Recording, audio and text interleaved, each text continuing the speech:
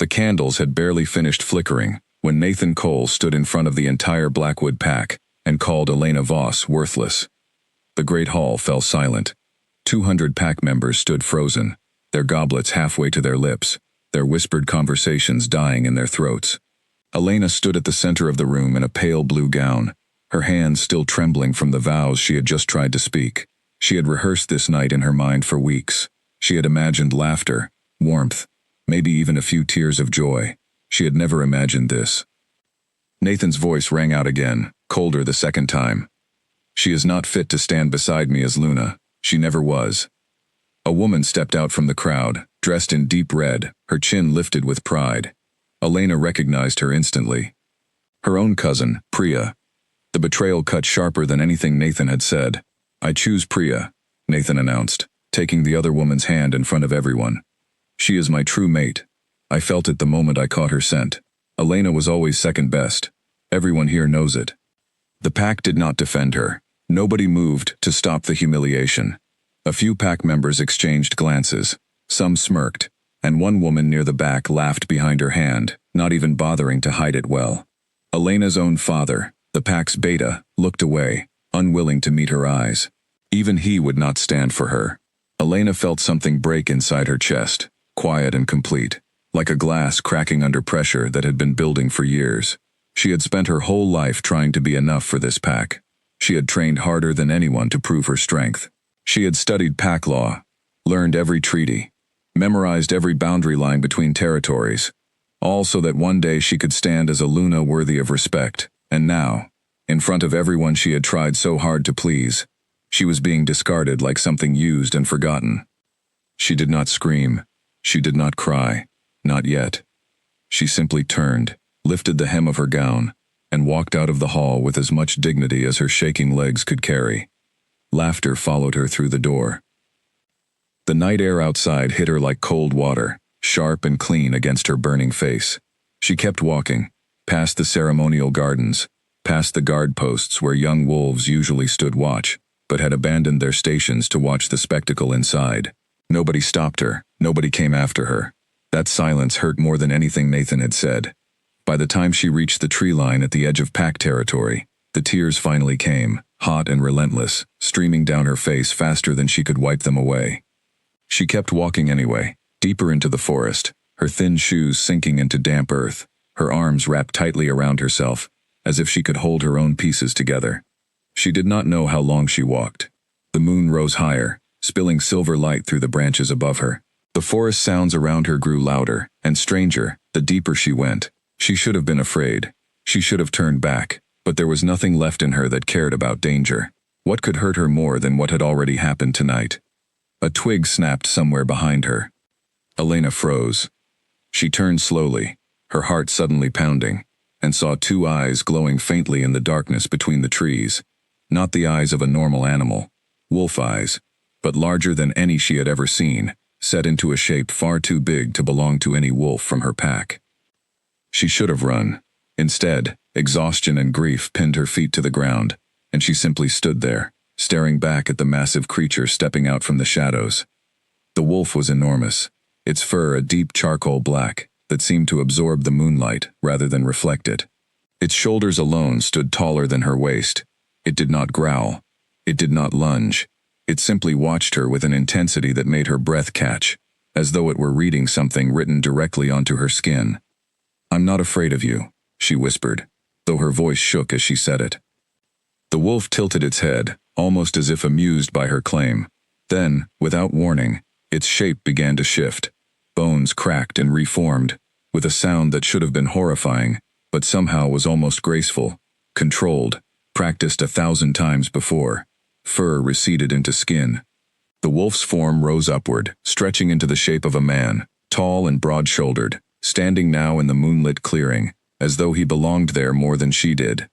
He wore no shirt, only dark trousers that had somehow shifted with him, and his skin still carried the faint shimmer of the change. His hair was black, damp with sweat, falling loosely across his forehead. His eyes, even in human form, held that same golden intensity from before, locked completely on her face. "You should not be walking alone this deep into the woods," he said. His voice was low, calm, carrying an authority that made the words feel less like a warning and more like a simple fact. Elena took a step back despite herself. "Who are you?" "Cale," he said simply, as though the single name should mean nothing more than any other. She studied him carefully. His stance, the way he held himself, the sheer size of the wolf he had just been. None of it matched anyone from Blackwood Pack. She would have remembered a man like this. "You're not from my pack," she said. "No," he agreed, "I am not." Something about his steady gaze unsettled her, not with fear, but with the strange sensation that he could see far more of her than she wanted anyone to see tonight, especially in the state she was in, tear-streaked and trembling. "Why are you crying?" he asked. The question, blunt and unexpected, nearly broke her composure again.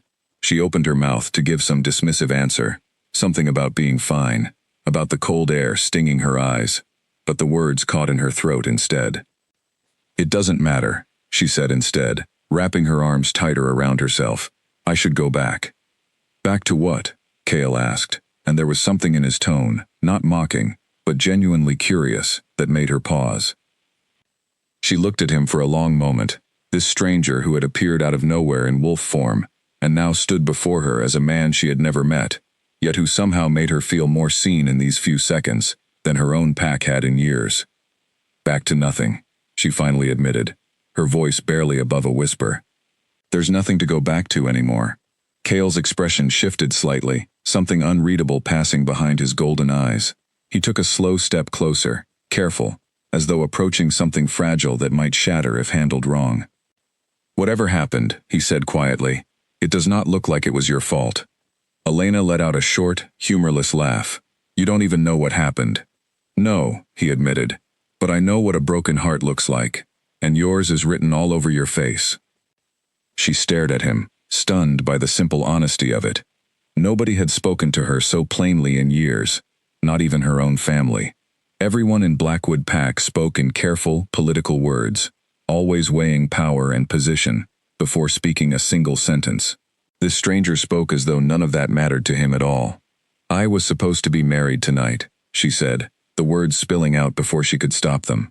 "In front of the whole pack," my fiancé announced, right there in the hall, that I was worthless. That he'd chosen someone else instead, my own cousin. Saying it out loud made it feel horribly real again, and her voice cracked on the last word. She expected pity in his expression, or worse, the same amusement she'd seen on the faces of her pack members. Instead, his jaw tightened, and something dangerous flickered behind his golden eyes. "He said that to you," Cale repeated slowly, "in front of everyone?" "Yes," Elena said, wiping furiously at her cheeks, "and nobody stopped him. Nobody defended me. Not even my own father." Cale was silent for a long moment, his gaze fixed somewhere just past her shoulder, as though picturing the scene she had just described and finding it deeply unacceptable. When he spoke again, his voice had dropped even lower, quieter but somehow more powerful. "No pack should allow their own to be treated that way," he said, "especially not in front of witnesses who should have stood beside you instead." Elena blinked at him, surprised by the certainty in his tone. "You say that like you have some authority over how packs should behave." Something flickered across his face, brief and complicated, gone before she could name it. "Let's just say I've seen enough packs to know when something is deeply wrong within one." The wind picked up around them, rustling through the trees, carrying the scent of pine and damp earth. Elena shivered, the cold finally catching up with her now that the adrenaline of her humiliation had faded into exhaustion. Cale noticed immediately. Without a word, he reached up and unfastened the dark cloak draped over his shoulders, the one she hadn't even noticed him wearing until now, and stepped forward to settle it gently around her shoulders instead. The warmth of it, still holding his body heat, wrapped around her like something solid in a night that had otherwise pulled the ground out from under her. "You don't have to do that," she said softly, even as she pulled the cloak tighter around herself. "I know," Cale said, "I want to." For a moment, neither of them spoke.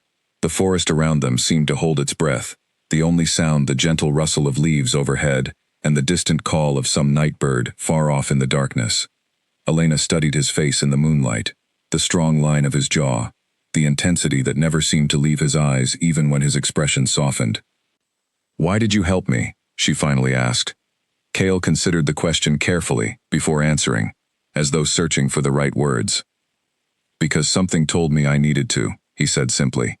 And I've learned not to ignore feelings like that. Before Elena could ask what he meant, the sound of footsteps approached rapidly through the trees, multiple sets, moving with purpose. Elena's stomach tightened, fearing pack members had come looking for her, perhaps to drag her back for more humiliation, or worse, simply to confirm she had run away in shame. Instead, 4 figures emerged from the darkness, dressed in dark armor, unlike anything Blackwood Pack wore, each one dropping immediately into a deep, reverent bow the moment their eyes landed on Kale. "Your Majesty," the lead guard said, his voice heavy with respect. "We searched everywhere once we lost your trail. Are you unharmed?" Elena's breath caught in her throat. "Your Majesty." She turned slowly to look at Kale, whose expression had shifted into something more guarded now, aware that his secret, whatever it fully was, had just been exposed far sooner than he intended. "You're not just some wolf from another pack," Elena said slowly, the pieces beginning to click together in her mind. "Who exactly are you?" Kale held her gaze steadily, and for the first time since she had met him, something like hesitation crossed his features before he finally answered. "I think," he said quietly, "that conversation deserves more than a dark forest and torn sleeves." The guards straightened, awaiting his command, while Elena stood frozen beneath the borrowed cloak, suddenly aware that the man who had just witnessed her deepest humiliation was far more powerful than she could have possibly imagined. Whatever answer waited for her, she understood instinctively that her life had just shifted onto a path she never could have predicted walking into these woods tonight. The moonlight above them seemed to grow brighter, as though even the sky itself understood that something enormous had just begun. Elena pulled the cloak tighter around her shoulders, waiting for him to speak, her heart pounding with questions she wasn't sure she was ready to have answered.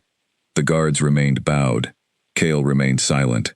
And somewhere back in the Blackwood Hall, Nathan Cole had no idea that the woman he had just discarded in front of his entire pack had just stumbled directly into the path of a man far greater than himself, a man whose very presence commanded reverence from warriors trained to fear nothing.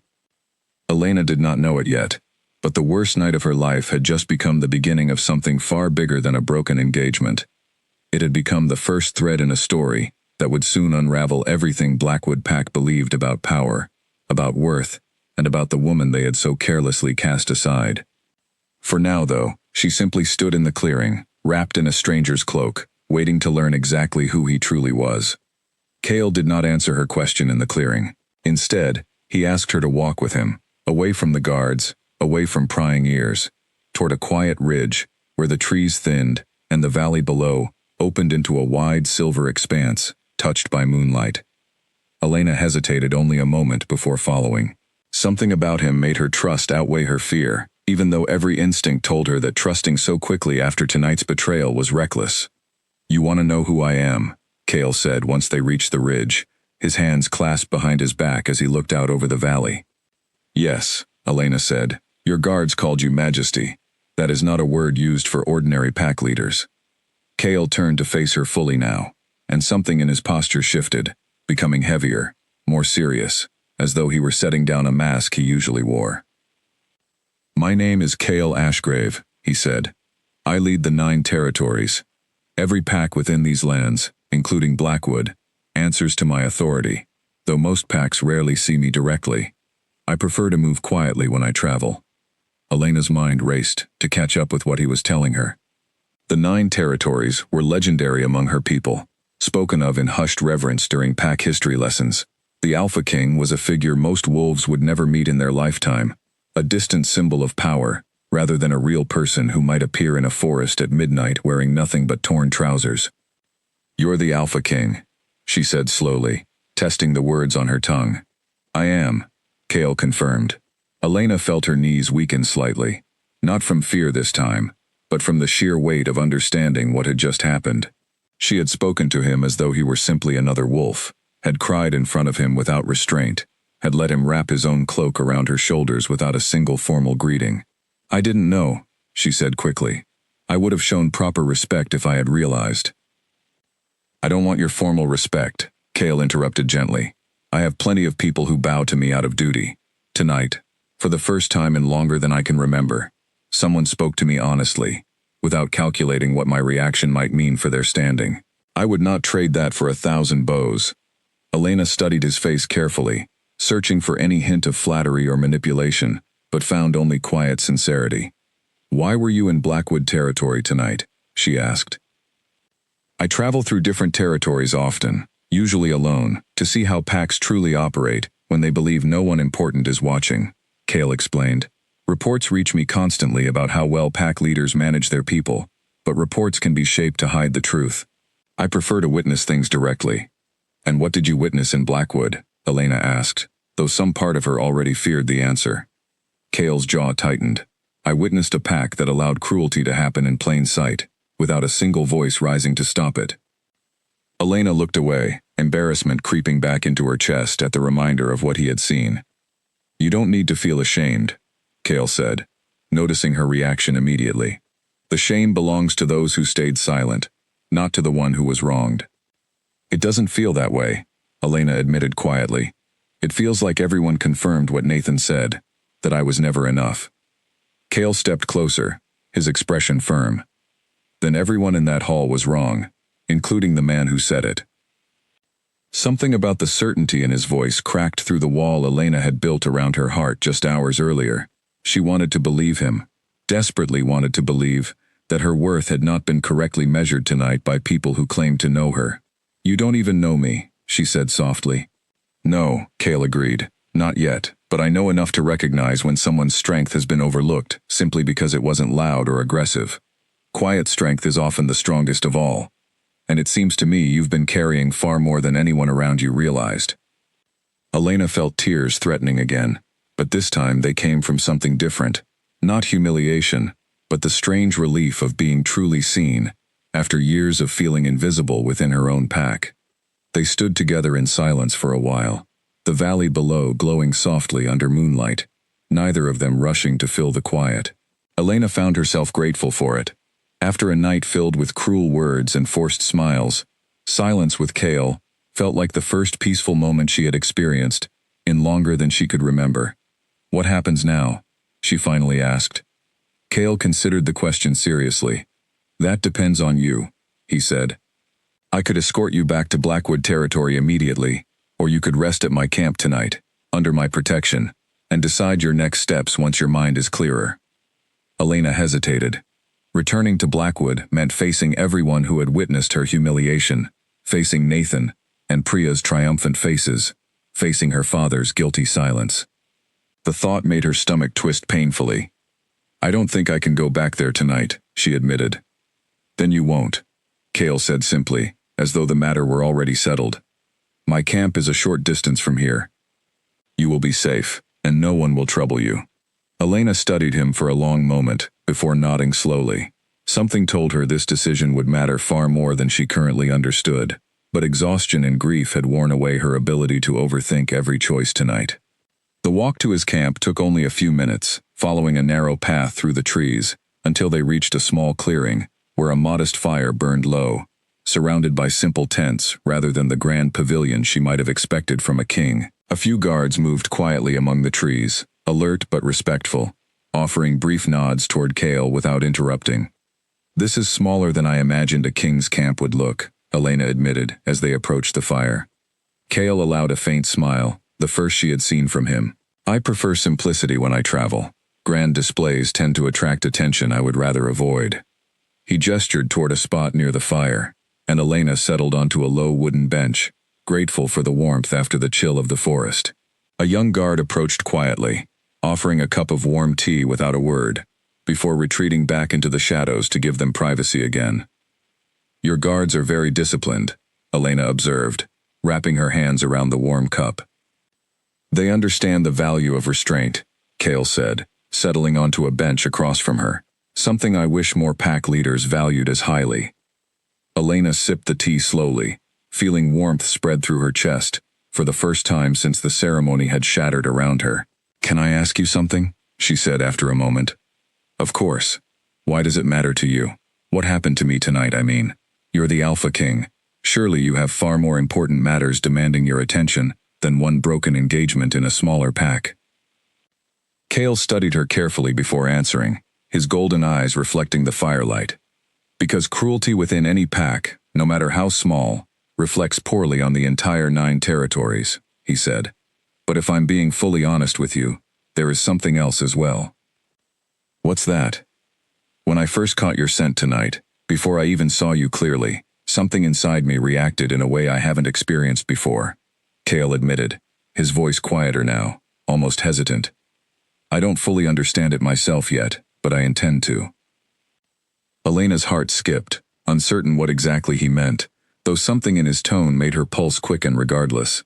What does that mean? She asked carefully. I'm not entirely certain, Kale admitted, but I don't believe our meeting tonight was simple chance. Before Elena could respond, one of the guards approached quickly, bowing briefly before speaking. Your Majesty, word has reached us from Blackwood territory. Alpha Renwick requests an audience regarding tonight's ceremony. Kale's expression sharpened immediately, all softness disappearing into something far more commanding.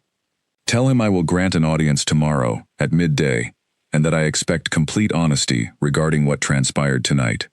The guard bowed again, before disappearing back into the darkness. Elena watched the exchange with growing unease. You're going to speak with my pack leader? Yes, Kale said firmly. What happened tonight cannot simply be dismissed as a private matter between you and your former fiancé. It happened in front of an entire pack that failed to intervene. That failure falls under my authority to address. Elena felt a strange mixture of fear and hope rising in her chest. Part of her wanted nothing more than to disappear far away from Blackwood forever, to never face those mocking faces again. But another part of her, the part that had spent years training and studying and proving herself despite constant dismissal, wanted desperately to see justice done. What will happen to them? She asked quietly. That remains to be determined, Kale said. But I promise you this.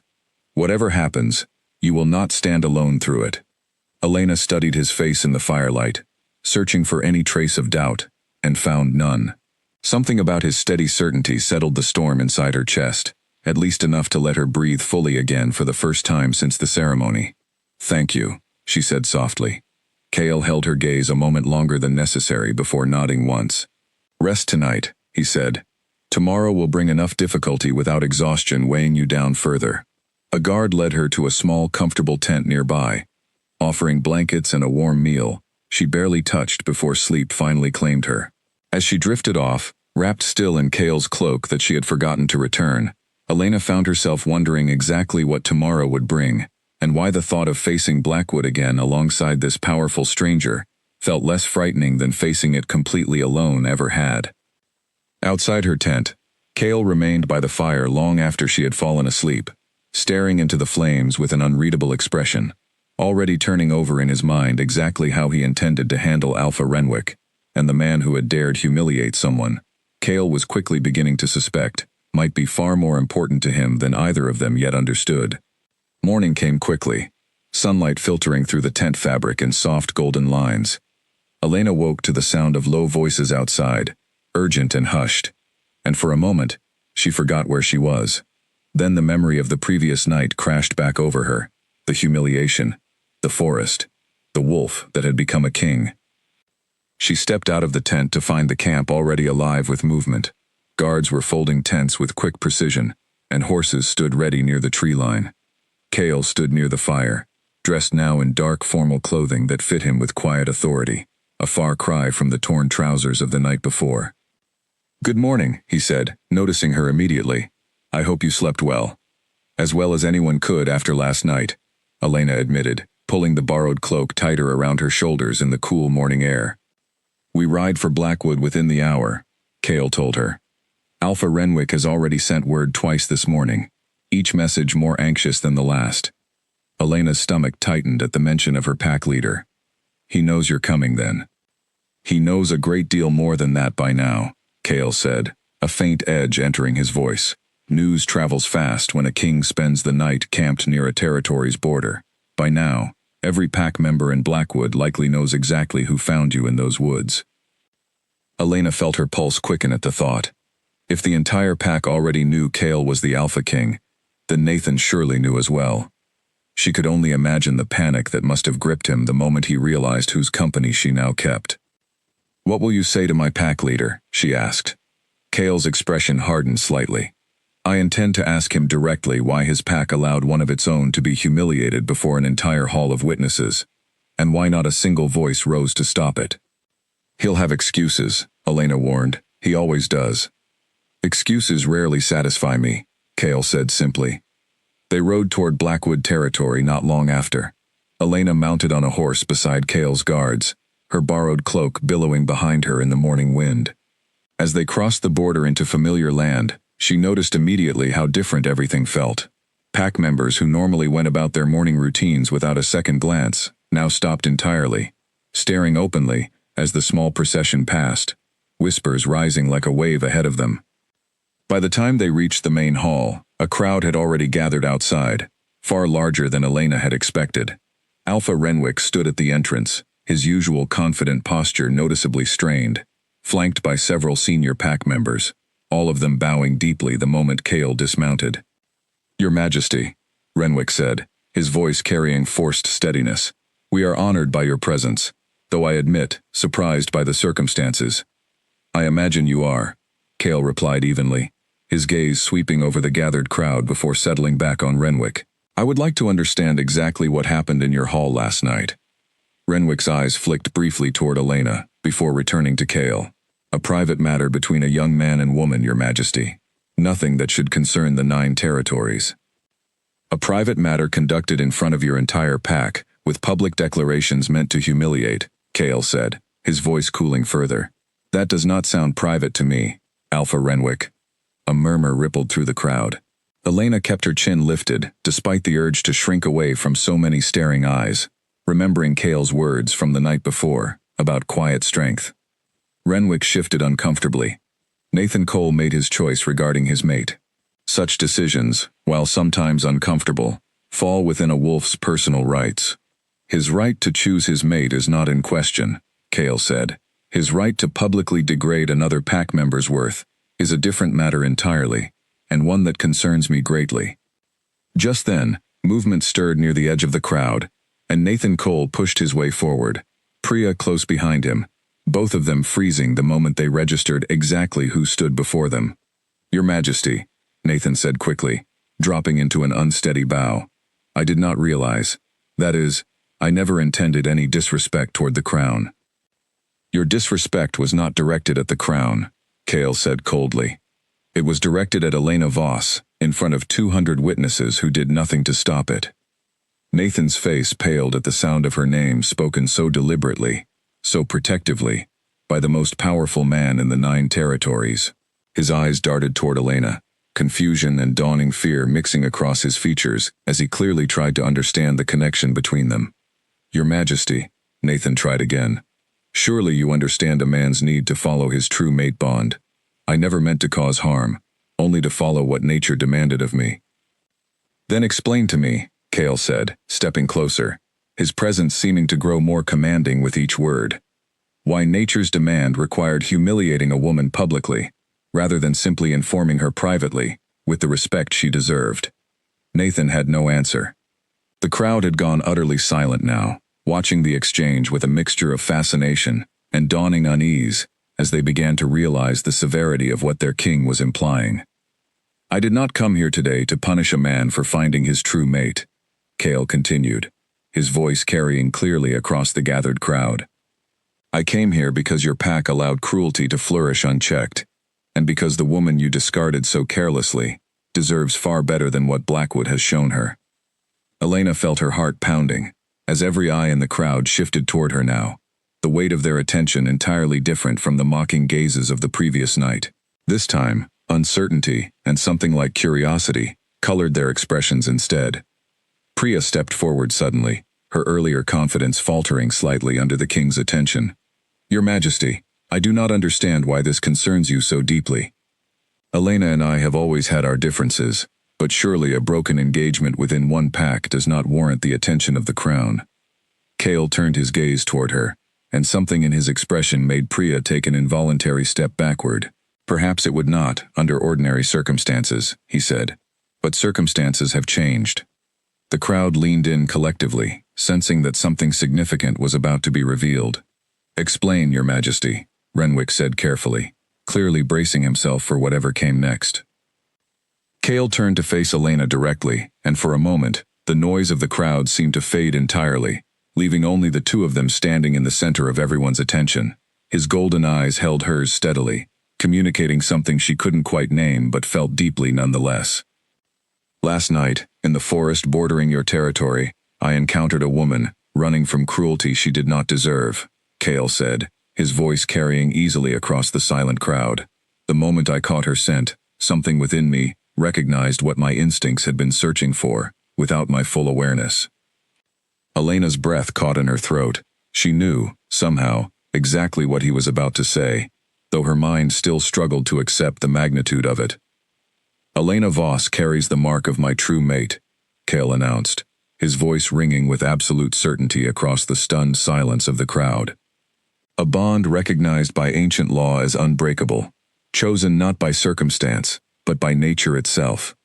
The crowd erupted into gasps and frantic whispers. Renwick's face had gone completely pale, his mouth opening and closing without sound. Nathan staggered back a step as though physically struck, his earlier confidence collapsing entirely into shock.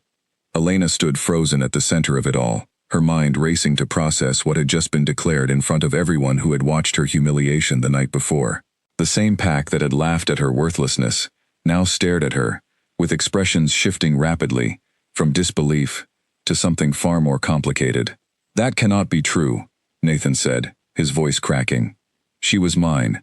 I would have known if she carried a mate bond with anyone else."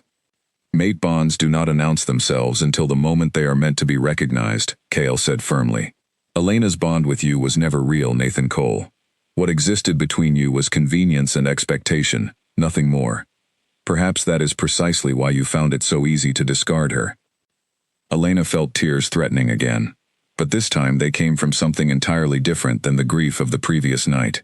Vindication, perhaps, or the overwhelming realization that her worth had never been accurately measured by anyone in this hall until a stranger in the forest recognized it instantly. Renwick finally found his voice, though it trembled slightly as he spoke. "Your Majesty, if what you claim is true, this changes everything regarding how Blackwood must proceed." "Yes," Cale agreed simply. "It does."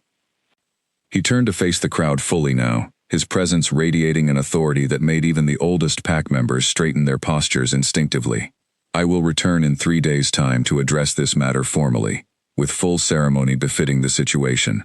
Until then, Elena Voss will remain under my protection, away from this pack's influence." Elena's heart pounded as the crowd's attention shifted back toward her, disbelief, and something almost like awe replacing the mockery from the night before. She caught sight of her father standing near the back of the crowd, his expression unreadable, though she noticed he could not quite meet her eyes even now. As Cale led her back toward the horses, guards falling into formation around them, Elena glanced back once at the hall where her humiliation had begun less than a day earlier. Nathan stood frozen in place, Priya beside him, both of them staring after her with expressions caught somewhere between disbelief and dawning horror. Whatever came next, Elena understood clearly now that her life had shifted onto a path far beyond anything she could have imagined walking into that hall the previous evening, and Blackwood Pack would never again see her as the discarded woman they had once believed her to be. The 3 days before the formal ceremony passed slower than Elena expected, spent within a quiet estate Cale kept near the border of his own territory, far removed from the chaos she had left behind at Blackwood. The estate was modest by royal standards, built of pale stone, and surrounded by gardens that Elena found herself wandering through each morning, trying to make sense of everything that had happened. She had barely seen Cale during the first day, his time consumed by messages arriving constantly from various territories, each one requiring careful attention. But on the second evening, he found her sitting alone near a small fountain in the garden, watching the water ripple beneath the fading sunlight. "You've been quiet since we arrived," he observed, settling onto the stone bench beside her. "I have a lot to think about," Elena admitted. "Understandable," Cale said. "Everything has changed rather quickly." Elena turned to study his profile, the strong line of his jaw illuminated by the soft evening light. "Can I ask you something honestly?" "Always." "Why me?" she asked. "Out of everyone in the 9 territories, why would nature choose someone from a small pack? someone considered unworthy even by her own family. Kale turned to face her fully, his expression serious. Mate bonds do not concern themselves with rank or reputation, Elena. They recognize something deeper, something that exists beneath the surface of how others perceive us. But you barely know me, Elena pressed. How can something so significant be decided in a single night? The bond does not require time to form, Kale explained patiently. It simply reveals what already exists. What we build from that foundation, however, that takes time, and I intend to earn your trust properly, rather than assume it comes automatically with the bond. Elena considered his words carefully, appreciating the honesty in them, even as uncertainty continued churning in her chest. What happens if I don't feel the same connection? She asked quietly. What happens if this bond means something to you that it simply cannot mean to me yet? Kale was quiet for a long moment before answering. Then we would take whatever time you need, he said. I have no intention of forcing feelings that must develop naturally. The bond may draw us together, but respect and choice still matter deeply to me. Something in his answer eased a portion of her anxiety, though questions still lingered heavily in her mind. The pact ceremony in 3 days, she said. What exactly will happen? Formal recognition of the mate bond before witnesses from multiple territories, Kale explained. It solidifies the claim publicly, and ensures no pack, including Blackwood, can dispute what has already been recognized by nature itself. Elena nodded slowly, though anxiety tightened in her chest at the thought of standing before another crowd so soon after her humiliation. I'm not sure I'm ready to face another hall full of watching eyes, she admitted. You won't be facing them as someone discarded this time, Kale reminded her gently. You'll be standing there as the woman chosen by the Alpha King himself. The difference in how they perceive you will be significant. Elena managed a small, uncertain smile at that, though the weight of everything still pressed heavily on her shoulders. Over the following 2 days, Kale made time to walk with her through the gardens each evening, sharing stories about the 9 territories, about his own responsibilities as king, about the loneliness that came with holding such enormous power without anyone he could fully trust beside him. Elena found herself opening up in return, speaking about her years of training, her attempts to prove herself worthy within Blackwood, the constant feeling of falling short no matter how hard she tried. Kale listened intently every time, never dismissing her experiences, never rushing her through difficult memories. By the 3rd evening, something had shifted between them, subtle but unmistakable, a growing comfort that neither of them acknowledged aloud, but both seemed to recognize. The morning of the ceremony arrived with clear skies and a crisp autumn breeze. Elena dressed in deep emerald fabric provided by the estate's attendants, the color rich and elegant compared to the simple gowns she had worn within Blackwood. When she looked at her reflection, she barely recognized the composed woman staring back at her. Kale arrived at her chambers just before the ceremony began, dressed in formal regalia that emphasized his commanding presence even further. He paused when he saw her, something warm flickering across his expression. You look every bit the queen you're about to become, he said quietly. Elena felt heat rise in her cheeks at the compliment. I still feel like the woman who was humiliated 3 days ago, she admitted.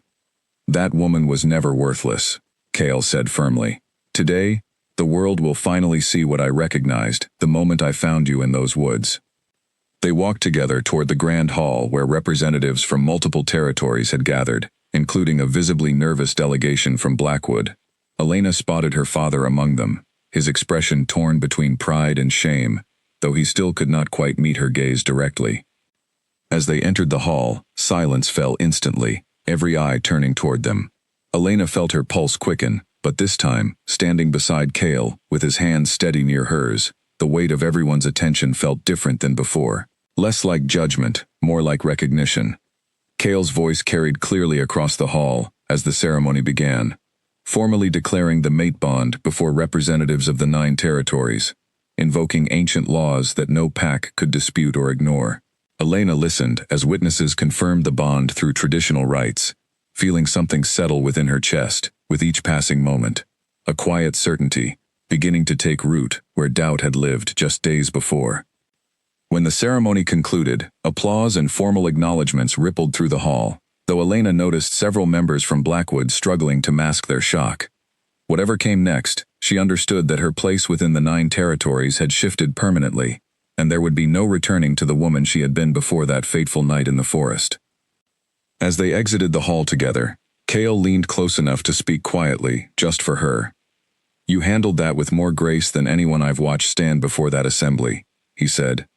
"I had a good example beside me," Elena replied, surprising herself with how naturally the words came.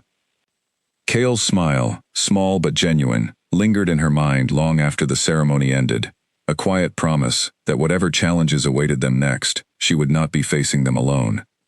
News of the formal recognition spread quickly through every territory, and with it came consequences Nathan Cole had never anticipated facing.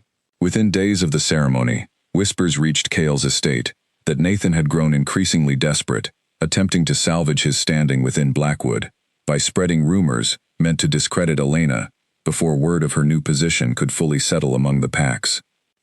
Elena learned of this from a guard named Corwin, who delivered the news carefully one afternoon, while she sat reading in the estate's library. "Rumors have surfaced questioning your character, my lady," he said hesitantly. "Claims regarding dishonesty and manipulation, suggesting you somehow orchestrated your encounter with the king, rather than the bond occurring naturally." Elena felt anger flare hot and sudden in her chest. "Nathan is spreading these rumors?" "It appears so, my lady," Corwin confirmed, along with several of his closer associates within Blackwood. When Cale returned to the estate that evening, Elena wasted no time informing him of what she had learned. His expression darkened considerably as she explained the rumors circulating about her character. "He seeks to undermine what he cannot control," Cale said, his voice carrying quiet fury beneath its calm surface. "This will not go unanswered." "What will you do?" Elena asked. "I will investigate thoroughly," Cale said. "If Nathan Cole is willing to spread lies this recklessly, I suspect there may be other matters he has kept hidden as well."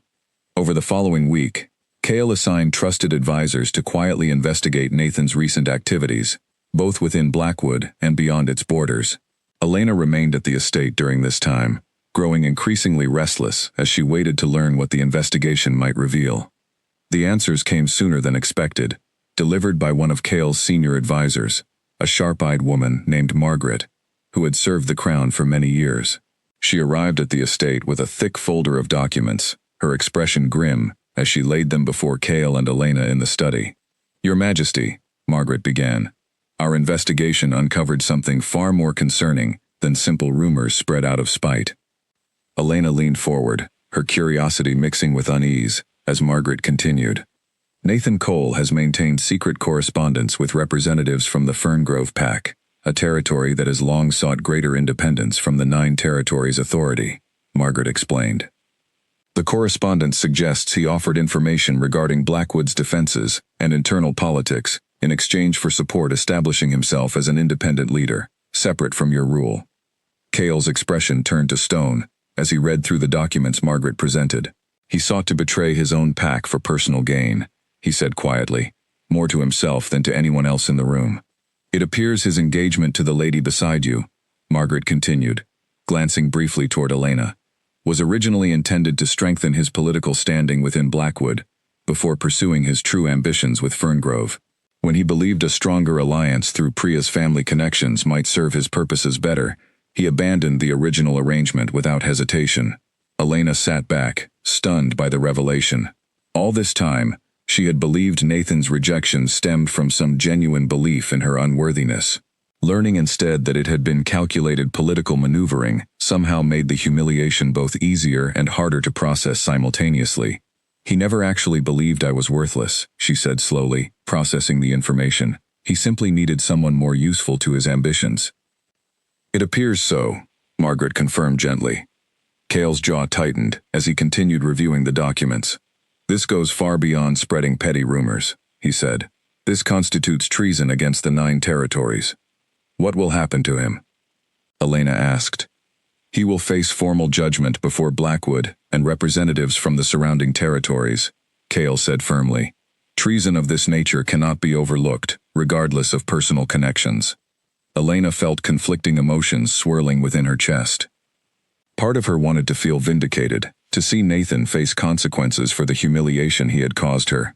But another part of her, the part that had once genuinely cared for him before understanding his true nature, felt only heavy sadness at how completely she had misjudged someone she thought she knew. "I never truly knew him at all," she said quietly. Cale reached over, taking her hand gently. "Sometimes the people closest to us reveal themselves as strangers when circumstances test their true character," he said. "You are not foolish for having trusted him. His deception speaks to his failings, not yours." Margaret cleared her throat gently, drawing their attention back to the matter at hand. "Your Majesty, there is one additional complication. Priya Sharma appears to have known about Nathan's dealings with Ferngrove, at least partially, though the extent of her involvement remains unclear." Elena's stomach twisted at this new revelation. Her own cousin, someone she had grown up alongside, potentially complicit in such a serious betrayal against their own pack and the broader territories. "She will need to answer for whatever role she played as well," Cale said firmly. "No connection, family or otherwise, exempts someone from accountability when treason is involved." That evening, alone in her chambers, Elena found herself staring out the window toward Blackwood's distant borders, processing everything the day had revealed. The pack that had once seemed like her entire world, the man she had believed might share her future, all of it had been built on foundations far more fragile and deceptive than she had ever imagined. A soft knock interrupted her thoughts, and Cale entered quietly when she called for him to come in. He settled beside her near the window, his presence steady and reassuring, in a way that had become increasingly familiar over the past days. "I know today's discoveries were difficult," he said gently. "I keep trying to understand how I missed all of this," Elena admitted. "How did I not see what he truly was?" "Because he worked very hard to ensure you didn't see it," Cale said. "Deception like his rarely announces itself plainly. It hides behind convincing performances, and those closest to the deceiver are often the last to recognize the truth." Elena leaned slightly into his shoulder, grateful for his steady presence beside her. "What happens now?" she asked. "Now we prepare for formal judgment," Cale said. "Nathan, and possibly Priya, will face the consequences of their actions before witnesses from across the territories. And you, Elena, will stand there, not as the woman he discarded, but as the queen he tried and failed to diminish." Elena closed her eyes briefly, drawing strength from his words. Whatever difficult days lay ahead, she understood now, with growing certainty, that she would face them with someone beside her, who saw her true worth clearly, unclouded by ambition or deception. Outside, the distant howl of a wolf echoed across the darkening hills, and Elena found herself, for the first time in longer than she could remember, feeling something closer to hope than dread as she considered what tomorrow might bring. Preparations for the formal judgment consumed the following week, and with each passing day, Elena felt the weight of her new position pressing more heavily upon her. She had spent years training to become a Luna within a small pack, learning its laws and customs thoroughly. Now she found herself expected to navigate the far more complex politics of the 9 territories, standing beside a king whose every decision carried consequences across countless packs. The pressure began wearing on her more than she initially realized. One evening, after a long day of meetings with advisors discussing protocol for the upcoming judgment, Elena found herself unable to shake a persistent, uncomfortable question that had been growing within her since the ceremony formalizing their bond. She found Cale in his study, reviewing reports by candlelight, and hesitated only briefly before speaking. "Can we talk?" she asked. Cale looked up immediately, setting aside his papers. "Of course. What's troubling you?" Elena took a steadying breath before continuing. "I need to ask you something honestly, and I need an honest answer in return." "Always," Cale said, giving her his full attention. "With everything happening around us, the political implications of our bond, the way it strengthens your position, while weakening Blackwood's standing, the alliance it creates against Ferngrove's ambitions," Elena said carefully. "I need to know. Am I simply convenient for you? A useful political tool that happened to align perfectly with your interests?" Cale's expression shifted immediately, something like hurt flickering briefly across his features, before settling into serious contemplation. "Is that truly what you believe?" he asked quietly. "I don't know what to believe," Elena admitted, her voice trembling slightly. "Everyone around us keeps discussing how beneficial our bond is politically, how it secures your authority, how it exposes Nathan's treason conveniently, how it strengthens ties between territories. I keep hearing about strategy and advantage, and I struggle to separate genuine feeling from calculated benefit. Cale was quiet for a long moment, his expression unreadable as he seemed to search for the right words. When he finally spoke, his voice carried a rawness Elena hadn't heard from him before. I have spent years as king, surrounded by people who see me only as a position to exploit, he said slowly. Advisors seeking favor, potential mates from powerful families hoping to secure influence through marriage, allies whose loyalty depended entirely on what benefits I could provide them. I learned long ago to keep myself guarded, to never fully trust that anyone's interest in me existed separate from what I could offer them. Elena listened quietly, sensing he was building toward something important. When I found you in that forest, Cale continued, you had no idea who I was. You spoke to me with complete honesty, without calculation, without strategy. You cried in front of me, vulnerable and unguarded, not because you sought anything from me, but because you had nowhere left to turn, and no reason to pretend otherwise. He paused, meeting her eyes directly. That honesty, Elena, that was the first genuine connection I had experienced with anyone, in longer than I can remember. The political advantages our bond provides, they exist, yes, but they were never the reason I felt drawn to you. If anything, I find myself frustrated that others reduce what I feel toward you into calculations and strategic benefit, when what I actually feel has nothing to do with any of that. Elena felt her throat tighten with emotion at his words, the raw honesty in his voice unmistakable. I needed to hear that, she said softly. I've spent so long being valued only for what I could provide others, whether training, or status, or convenient alliances. I was terrified of walking into the exact same situation, just on a much larger scale. I understand that fear, Cale said gently. And I promise you, whatever choice you eventually make regarding us, whatever feelings develop or don't develop between us over time, it will never be about political convenience for me.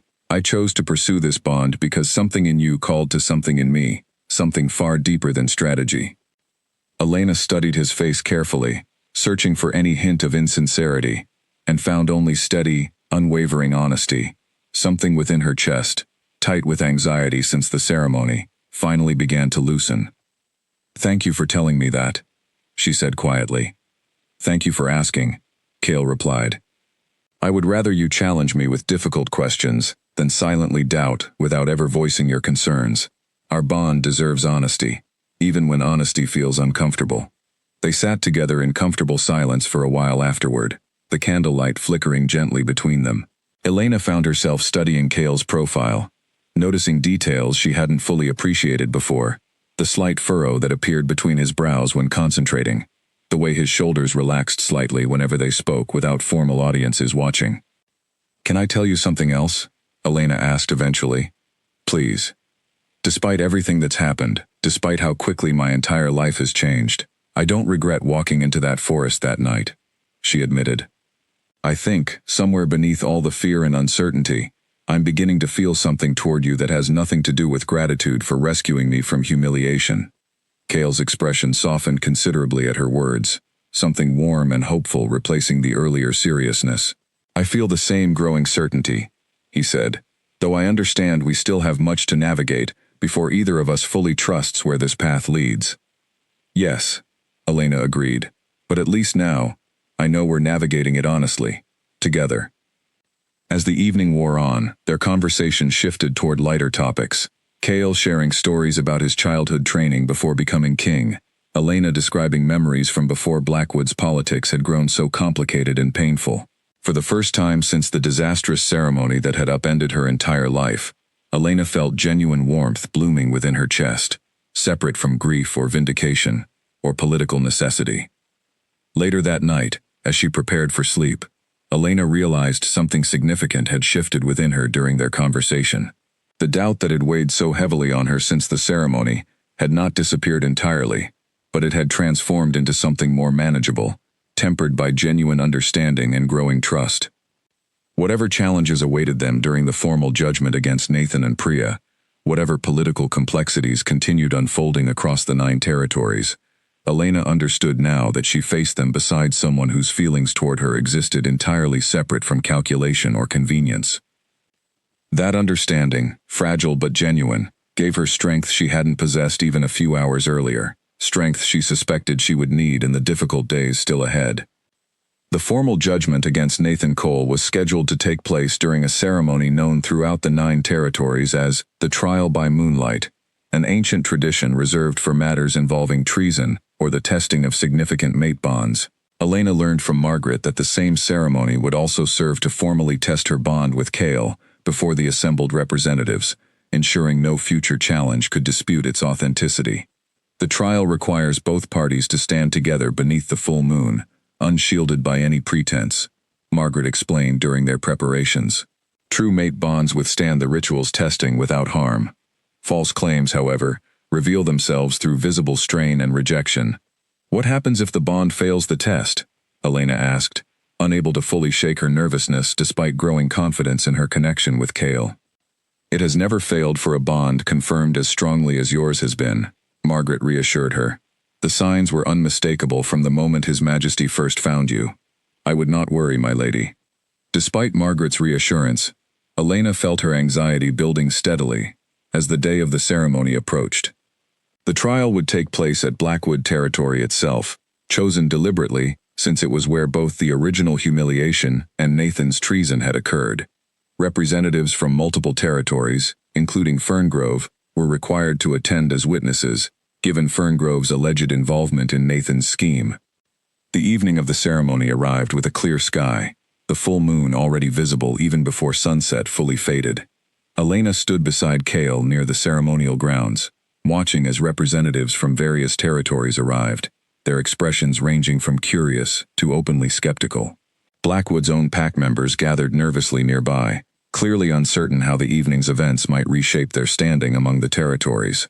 Nathan and Priya stood separately under guard, awaiting their own judgment once the mate bond ceremony concluded. Elena caught Nathan's eye briefly across the clearing, noting the mixture of fear and desperate calculation still present in his expression, even now facing consequences for his actions. Are you ready? Cale asked quietly, standing beside her as the ceremony's presiding elder prepared the ritual space. As ready as I can be, Elena admitted. The elder, an ancient woman named Beatrice, who had presided over such ceremonies for decades, called them both forward into the center of the clearing, where moonlight fell brightest. She instructed them to stand facing each other, hands joined, while she recited words from an old text Elena didn't fully understand, though she felt their weight regardless. As the ritual progressed, Elena felt warmth spreading through her joined hands with Cale's, a sensation unlike anything she had experienced before, gentle, yet unmistakably powerful. Around them, witnesses watched intently, searching for any sign of strain or rejection that might indicate a false claim. Instead, the moonlight seemed to intensify around them both, casting a soft glow that rippled outward like gentle waves. Several witnesses gasped audibly, and even Beatrice's steady voice wavered slightly with visible awe as she continued the ritual's final words. The bond stands confirmed, Beatrice finally announced, her voice carrying clearly across the silent clearing. True and unbreakable, recognized by nature itself before all assembled here tonight. Applause and murmurs of amazement rippled through the crowd, though Elena barely registered them, still caught in the lingering warmth of the ritual's completion. She looked up at Cale, finding him watching her with an expression of quiet wonder that mirrored her own feelings. Their moment was interrupted abruptly, however, by a sudden commotion near where Nathan stood under guard. Elena turned just in time to see him break free from his captors, lunging desperately toward the ceremonial space with wild, frantic eyes. "This is not right," Nathan shouted, his voice cracking with desperation. "She was mine first. This entire ceremony is manipulation, nothing more." Guards moved quickly to restrain him, but not before Nathan managed to reach the edge of the ritual circle, disrupting the lingering energy that still surrounded Elena and Cale. The moonlight flickered strangely for a moment, and several witnesses cried out in alarm. Cale reacted instantly, stepping protectively in front of Elena as guards finally subdued Nathan, dragging him back from the disturbed ceremonial space. His expression had transformed into something fierce and commanding, radiating authority that silenced the crowd's alarm almost immediately. "Restrain him properly this time," Cale ordered sharply, his voice carrying absolute command. "His attempt to disrupt a sacred ceremony only confirms further the desperation of a man who has already betrayed everything he once claimed to value. Nathan struggled weakly against the guards now firmly restraining him, his earlier desperate energy fading into resigned defeat as he realized the futility of further resistance. Priya, watching nearby, had gone pale, clearly recognizing that Nathan's outburst had only worsened both their positions before the assembled witnesses. Beatrice, recovering her composure quickly, stepped forward to reassure the shaken crowd. "The bond remains confirmed, despite the interruption," she announced firmly. "Nothing witnessed here tonight changes what nature itself has already declared." Elena felt herself trembling slightly, both from the lingering effects of the ritual and the shock of Nathan's desperate outburst. Cale turned to her immediately, his expression softening with concern. "Are you unharmed?" he asked quietly, his hands gently checking her for any sign of injury. "I'm fine," Elena assured him, though her voice shook slightly, just startled. "He will face full consequences for this reckless display, in addition to his earlier treason," Cale said, his jaw tight with barely restrained anger.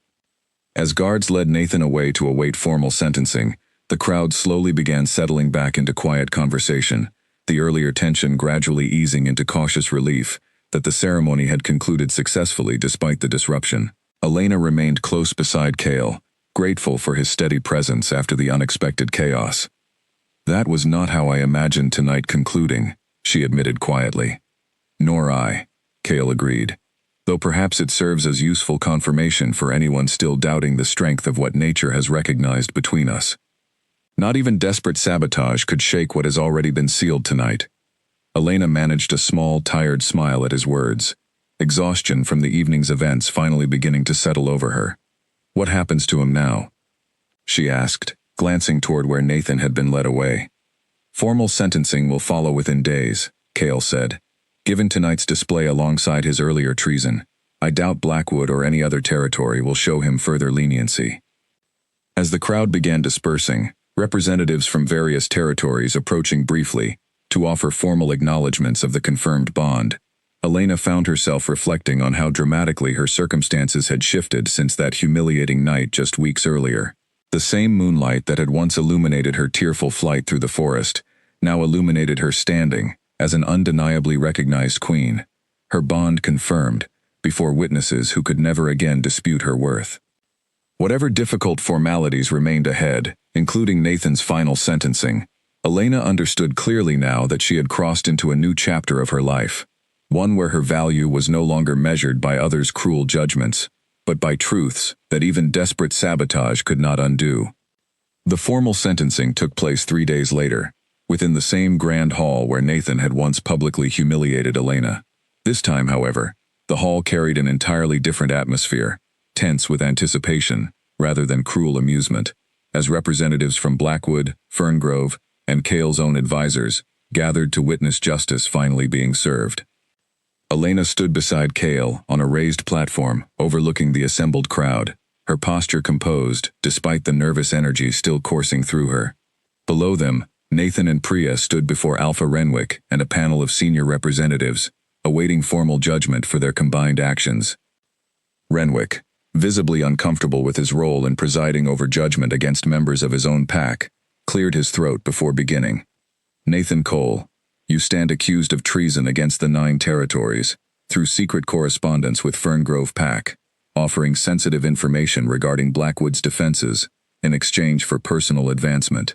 You further stand accused of publicly humiliating a fellow pack member without cause, and of disrupting a sacred bonding ceremony through reckless and desperate action." Nathan stood silently, his earlier defiance completely drained from his posture, replaced by resigned acceptance of whatever punishment awaited him. "Priya Sharma," Renwick continued, turning toward Elena's cousin, "you stand accused of knowingly participating in deception regarding Nathan Cole's true intentions, and of benefiting from cruelty inflicted upon a family member for personal gain." Priya's composure finally cracked, tears streaming down her face as the weight of her actions caught up with her before the assembled crowd. "I didn't know the full extent of what he planned," she said, her voice trembling. "I believed him when he said our bond was genuine." "Ignorance of the full scope does not excuse willing participation in cruelty toward your own family," Renwick said firmly, though not unkindly. You knew enough to understand the harm your actions caused. Cale stepped forward then, his presence commanding immediate attention from the entire hall. Given the severity of Nathan Cole's treason against the 9 territories, and his subsequent reckless endangerment of a sacred ceremony, I hereby strip him of all pack rank and standing within Blackwood territory. He is permanently exiled from the 9 territories, forbidden from ever returning under penalty of severe consequence. Gasps rippled through the crowd at the severity of the sentence, though few seemed surprised given the magnitude of Nathan's crimes. Nathan himself barely reacted, seeming to have already accepted the inevitability of his fate. As for Priya Sharma, Cale continued, his tone slightly softer though still firm, given her lesser, though still significant role in this matter, she will face probationary exile from Blackwood for a period of 5 years, during which she must demonstrate genuine remorse and contribute meaningfully to whatever community accepts her during that time. Priya nodded through her tears, clearly relieved by the comparative leniency of her sentence compared to Nathan's complete exile. As guards moved to escort both Nathan and Priya from the hall, Nathan paused briefly, turning back to look at Elena one final time. Whatever he intended to say seemed to catch in his throat, and he simply shook his head before allowing the guards to lead him away, his exile beginning immediately. Elena watched the exchange with complicated emotions swirling within her chest. Vindication, certainly, after everything she had endured because of his cruelty and deception, but also a lingering sadness for the young woman who had once believed herself in love with a man who never truly valued her at all. Once the hall had cleared significantly, Renwick approached the platform where Elena and Cale stood, his expression heavy with something like shame. "Elena," he said quietly, addressing her directly for the first time since the entire ordeal had begun. "I owe you a genuine apology. As your alpha, I should have intervened the moment Nathan began his cruel display. My silence that night contributed to your humiliation, and I have carried significant guilt over that failure." Elena studied her former alpha carefully, noting the sincerity in his expression. "Thank you for saying that," she said finally. "Though I admit, the silence from that night still stings when I think back on it." "I understand," Renwick said, "and I hope, in time, Blackwood might earn back some measure of the trust we failed to honor that night." Elena glanced toward Cale briefly before responding. "Blackwood will always be part of where I came from," she said carefully. "But my path now leads somewhere different, somewhere I intend to build without carrying the weight of that night's humiliation forever." Renwick nodded, seeming to understand and accept her measured response without pushing further. As he departed, Elena felt Cale's hand settling gently against her lower back, a quiet gesture of support that steadied her further. "You handled that with remarkable grace," Cale said quietly once Renwick had left. "I'm learning," Elena replied, allowing herself a small smile. "I had good guidance." As they exited the hall together, the crowd that remained parted respectfully, offering bows and acknowledgments that felt entirely different from the mocking glances Elena had once endured within these same walls. She caught sight of her father waiting near the entrance, his expression finally showing genuine emotion rather than guilty avoidance. "Elena," he said, his voice thick with unspoken apology, "I failed you that night. I should have stood up for you regardless of political consequence." Elena studied her father's face, recognizing genuine remorse rather than mere obligation. "I forgive you," she said softly, surprising herself with how naturally the words came. "But I hope you understand why rebuilding that trust will take time." Her father nodded, accepting her measured response with visible relief and continued regret. "Whatever time you need," he said. "I am proud of who you've become, even if I failed to show that pride when it mattered most." As Elena walked away from the hall alongside Cale, leaving behind the pack that had once discarded her so carelessly, she felt a profound sense of closure settling within her chest. Whatever difficult emotions still lingered from that painful chapter of her life, she understood now that justice had been served, accountability had been demanded, and she stood ready to step fully into whatever future awaited her as Cale's chosen queen. The path ahead remained uncertain in many ways, filled with new responsibilities and challenges she had never anticipated facing. But for the first time since that humiliating night in Blackwood's Grand Hall, Elena walked forward without the crushing weight of unworthiness pressing down upon her, replaced instead by quiet, hard-earned confidence in exactly who she was becoming. Weeks passed after the sentencing, and life within Cale's territory began settling into a rhythm Elena had never imagined possible for herself. She spent mornings learning the intricate politics governing the 9 territories from Margaret, afternoons training alongside Cale's guards to sharpen skills she had once believed useless within Blackwood, and evenings, sharing quiet conversation with Cale that continued deepening the bond between them.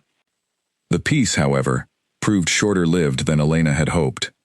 Late one evening, as she reviewed territorial reports in the estate's study, a guard burst through the door, without the usual formal announcement, his expression tight with urgent concern. "My lady, forgive the intrusion," he said quickly. "Riders have been spotted approaching from the eastern border, bearing Ferngrove markings. Their numbers suggest more than a simple diplomatic visit." Elena's pulse quickened immediately. Ferngrove, the territory allegedly involved in Nathan's earlier treason, approaching without prior notice, carried ominous implications. "Where is Cale?" she asked, rising quickly from her seat. "Already gathering guards near the eastern watchtower, my lady. He requested you remain within the estate until the situation becomes clearer." Elena hesitated only briefly, before shaking her head firmly. "No. If Ferngrove seeks confrontation, I will not hide within these walls, while others face danger on my behalf." The guard looked uncertain, but did not argue further, as Elena grabbed a cloak and followed him quickly toward the eastern watchtower, her heart pounding with a mixture of fear and fierce determination. By the time she arrived, Cale stood at the head of a formation of guards, his expression grim as he watched a substantial group of riders approaching across the open field beyond the border. Elena counted at least 30 riders, far more than any peaceful delegation would require. "Elena," Cale said, noticing her arrival with visible surprise, "I asked you to remain at the estate." "I couldn't," she said simply. "Whatever happens here concerns me as much as it concerns you." Cale's expression softened briefly, despite the tension of the moment, though he quickly returned his focus to the approaching riders. As they drew closer, Elena recognized the lead rider, a broad-shouldered man with cold eyes she remembered from earlier reports regarding Ferngrove's leadership. Alpha Draven, leader of Ferngrove Pack, had arrived personally, and his expression carried none of the diplomatic caution such a visit typically required. "Your Majesty," Draven called out as his riders halted a short distance away, his tone carrying barely concealed hostility. "I've come to discuss the unjust sentencing recently imposed, following Nathan Cole's supposed treason." "There was nothing unjust about it," Cale replied evenly, though Elena noticed tension coiled tightly beneath his calm exterior. "Evidence clearly demonstrated his willingness to betray his own pack in exchange for support from your territory." Draven's jaw tightened visibly. "Evidence conveniently gathered to strengthen your own political position, perhaps, following your rather sudden claim upon a mate bond that some among my people find suspiciously timed." Elena felt anger flare at the implication, though she remained silent, allowing Cale to handle the confrontation directly. "Are you suggesting I fabricated evidence and a mate bond both, merely to strengthen my authority?" Cale asked, his voice carrying dangerous quiet. "I'm suggesting," Draven said, his gaze shifting deliberately toward Elena, "that convenient timing deserves scrutiny, regardless of how thoroughly your advisors present their findings.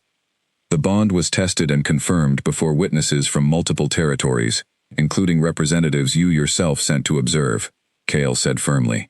"Are you now disputing the validity of ancient testing rituals your own people have honored for generations?"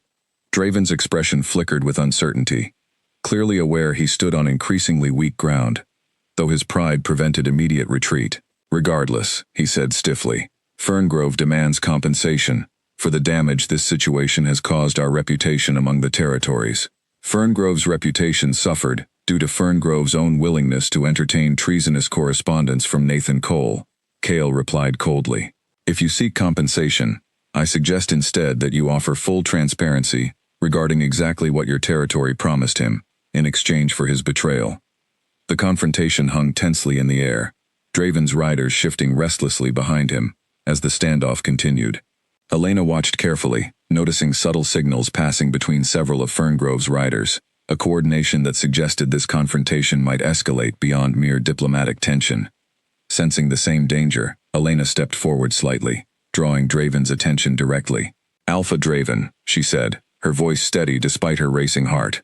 "Whatever grievances exist between our territories, escalating this confrontation further will only cause additional harm to packs already struggling to recover from Nathan's betrayal. Surely stability serves Ferngrove's interests far better than continued conflict." Draven studied her carefully, clearly surprised by her direct intervention. "The supposed queen speaks boldly for someone so recently elevated to her position," he said, though something in his tone suggested grudging reconsideration rather than dismissal. "I speak from experience," Elena replied evenly. "I understand better than most what damage results when pride prevents honest reflection. Perhaps Ferngrove might consider whether pursuing further conflict truly serves your people, or whether it simply serves your own wounded pride." A tense silence followed her words, Draven's expression shifting through several emotions, before finally settling into something resembling reluctant respect. "Perhaps," he admitted slowly, "there is wisdom in reconsidering our approach." Kale, seizing the shift in tone, stepped forward to offer a measured path toward resolution. "I propose a formal meeting between our territories within the coming month, where grievances can be properly addressed without the risk of unnecessary conflict tonight. Ferngrove's concerns deserve genuine consideration, provided they come through legitimate channels rather than confrontation at our borders." Draven considered this for a long moment, before finally nodding, some of the tension visibly easing from his posture. "Agreed," he said, "though I expect genuine consideration, not simply diplomatic dismissal." "You will receive it," Kale promised.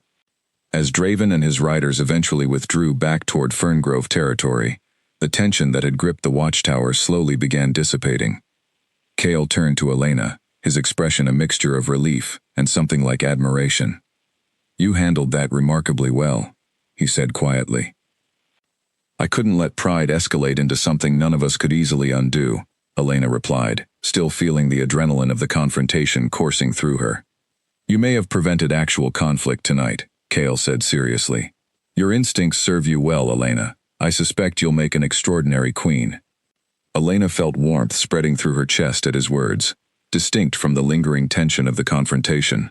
As they walked back toward the estate together, guards falling into step behind them, Elena reflected on how far she had come from the woman who once fled through dark woods, believing herself worthless and broken. Tonight, she had stood firmly beside a king, using her voice to prevent conflict rather than cowering from confrontation.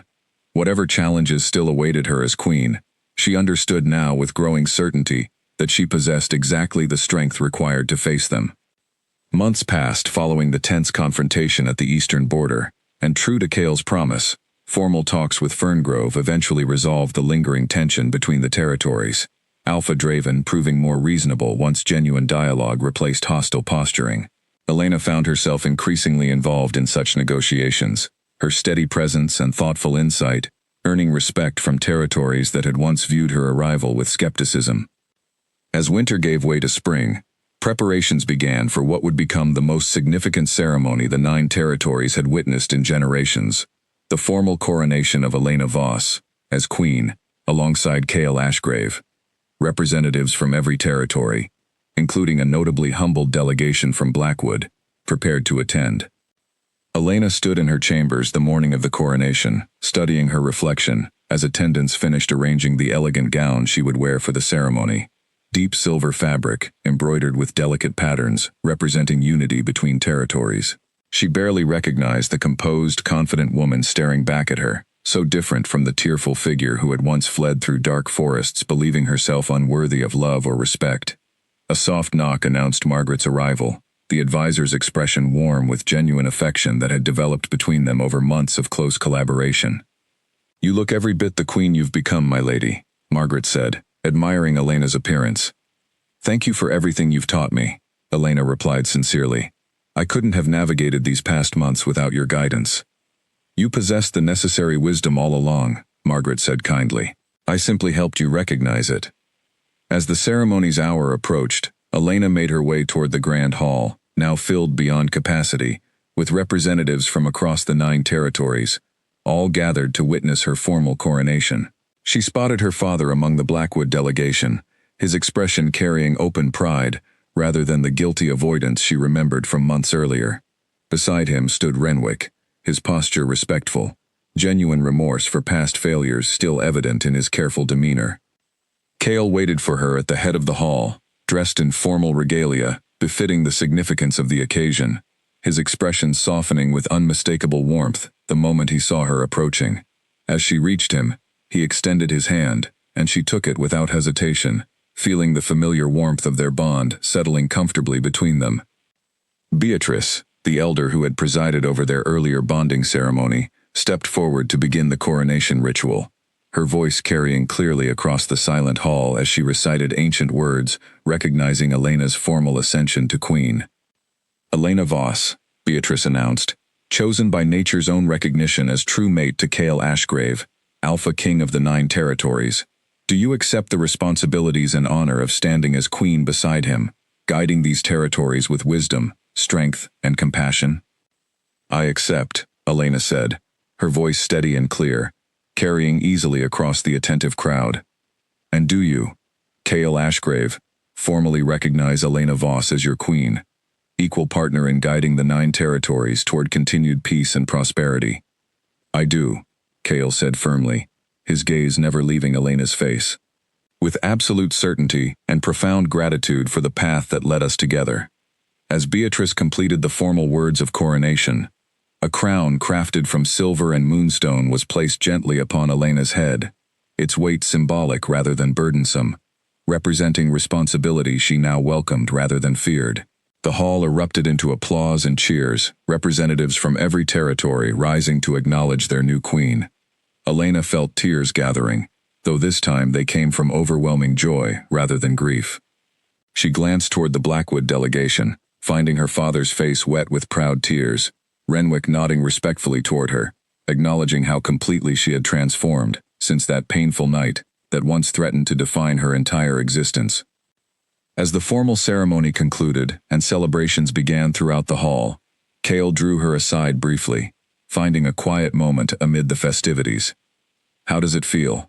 He asked softly, standing here as queen, surrounded by those who once doubted your worth.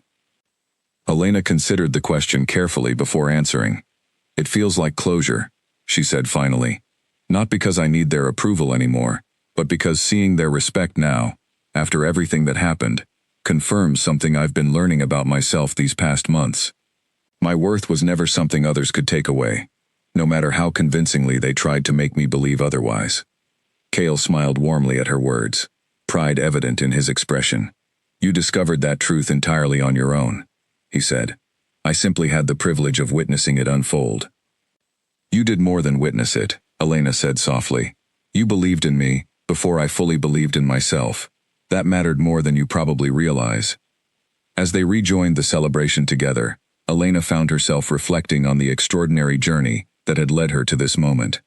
From the devastating humiliation that had once threatened to define her worth entirely through others' cruel judgment, to standing now as queen of the 9 territories, recognized and respected by those who had once dismissed her so carelessly. The same pack that had laughed at her worthlessness now bowed before her, not from fear or obligation, but from genuine recognition of the strength and wisdom she had demonstrated throughout months of unexpected challenges. Nathan's betrayal, Priya's complicity, Ferngrove's hostility, all of it had tested her in ways she never could have anticipated, yet through each challenge, she had discovered reserves of courage and clarity she hadn't known she possessed. Later that evening, as celebrations continued throughout the estate grounds, Elena stood beside Cale on a balcony, overlooking the gathered crowds below, the full moon casting gentle silver light across the scene, echoing the same moonlight that had witnessed her darkest night months earlier. Do you ever think about that night in the forest? Elena asked quietly, watching the celebration below. Often, Cale admitted. It's strange to consider how something that began with such cruelty led us here, to this moment. I used to think that night marked the end of everything I'd worked toward, Elena said softly. Now I understand it was simply the beginning of something far greater than I ever imagined possible. Cale turned to face her fully, his expression carrying quiet certainty. And this is only the beginning of what we'll build together, he said. Whatever challenges the future holds, we'll face them as we faced everything these past months, together, honestly, and without ever doubting the worth that brought us to this moment. Elena smiled, leaning into his embrace as they watched the celebration continue below them, the moonlight bathing the 9 territories in silver light, symbolizing not just her formal coronation, but the complete transformation from a woman once discarded and humiliated into a queen whose strength, wisdom, and unwavering integrity would guide these lands for generations to come. The woman who had once fled through dark woods believing herself worthless had become exactly what she was always meant to be, not through anyone else's validation, but through her own resilience, courage, and unshakable belief in her own value, a truth that no cruelty could ever again diminish.